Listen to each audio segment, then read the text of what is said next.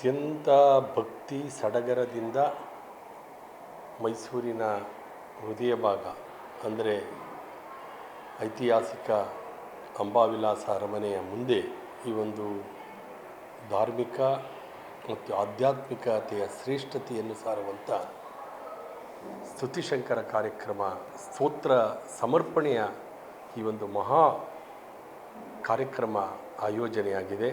ಶೃಂಗೇರಿ ಪೀಠ ಮತ್ತು ನಮ್ಮ KR ನಗರದ ವೇದಾಂತ ಭಾರತಿ ಸಂಯುಕ್ತವಾಗಿ ಈ ಕಾರ್ಯಕ್ರಮವನ್ನು ಹಮ್ಮಿಕೊಂಡಿದ್ದು, ನಮ್ಮ ಎಡತರೆ ಶ್ರೀಗಳಾದ ಶ್ರೀ ಶಂಕರ ಭಾರತಿ ಮಹಾಸ್ವಾಮಿಗಳು ಇದರ ಒಂದು ಮಾರ್ಗದರ್ಶನ ಸಾರಥ್ಯದಲ್ಲಿ ನಿಂತಿದ್ದಾರೆ. ಶೃಂಗೇರಿ ಪೀಠದ ಶಂಕರಾಚಾರ್ಯ ಭಾರತೀ ತೀರ್ಥ ಮಹಾಸ್ವಾಮಿಗಳ ಪೀಠಾರೋಹಣದ ಸುವರ್ಣ ಮಹೋತ್ಸವದ ನೆನಪಿಗಾಗಿ ಶ್ರೀ ಶಂಕರಾಚಾರ್ಯ ಜಗದ್ಗುರು ವಿಧುಶೇಖರ ಭಾರತಿ ಮಹಾಸ್ವಾಮಿಗಳ ಒಂದು ಸಾನ್ನಿಧ್ಯದಲ್ಲಿ ಈ ಕಾರ್ಯಕ್ರಮ ನಡೀತಾ ಇರ್ತಕ್ಕಂಥದ್ದು ಮೈಸೂರಿನ ಇತಿಹಾಸದಲ್ಲಿ ಒಂದು ಶಾಶ್ವತ ಮೈಲುಗಲ್ಲಾಗಲಿದೆ.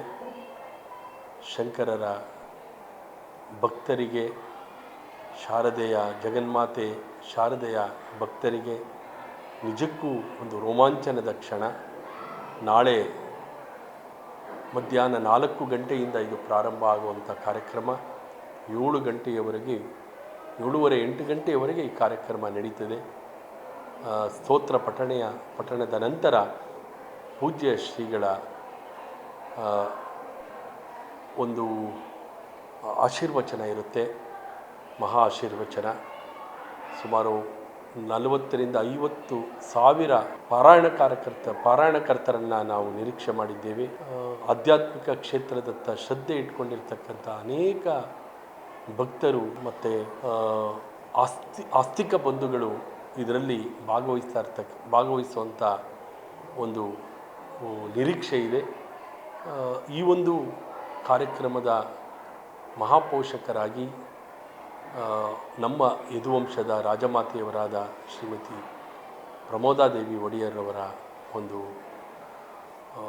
ಸಮ್ಮುಖ ಮತ್ತು ಅವರ ಒಂದು ಮಾರ್ಗದರ್ಶನದಲ್ಲಿ ಅವರ ಒಂದು ಅರಮನೆಯ ಒಂದು ಆವರಣದಲ್ಲಿ ಈ ಕಾರ್ಯಕ್ರಮ ನಡೀತಾ ಇದ್ದು, ಸಂಸದರಾದ ಶ್ರೀ ಯದುವೀರ ಕೃಷ್ಣದತ್ತ ಚಾಮರಾಜ ಒಡೆಯರ್ರವರು ಕೂಡ ಹಾಜರಿರ್ತಾರೆ. ಇಡೀ ರಾಜಕುಟುಂಬ, ಮೈಸೂರಿನ ಗಣ್ಯ ನಾಗರಿಕರು, ಜನಪ್ರತಿನಿಧಿಗಳು, ಗಣ್ಯ ಅಧಿಕಾರಿಗಳು, ಗಣ್ಯ ವ್ಯಕ್ತಿಗಳು, ಪುರಪ್ರಮುಖರು, ಅನೇಕ ಜನ ನಾಳಿನ ಕಾರ್ಯಕ್ರಮದಲ್ಲಿ ಭಾಗವಹಿಸ್ತಾ ಇದ್ದಾರೆ.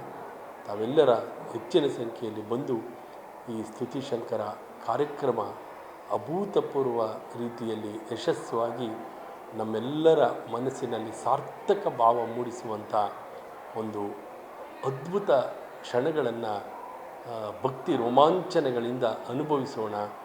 ಜಗನ್ಮಾತೆಯ ಕೃಪೆಗೆ ಪಾತ್ರರಾಗೋಣ. ಪೂಜ್ಯ ಶ್ರೀಗಳ ಆಶೀರ್ವಾದಕ್ಕೆ ನಾವೆಲ್ಲರೂ ನಮ್ಮ ಸಮರ್ಪಣೆ ಮಾಡಿಕೊಳ್ಳೋಣ, ಅವರ ಆಶೀರ್ವಾದವನ್ನು ಪಡೆಯೋಣ.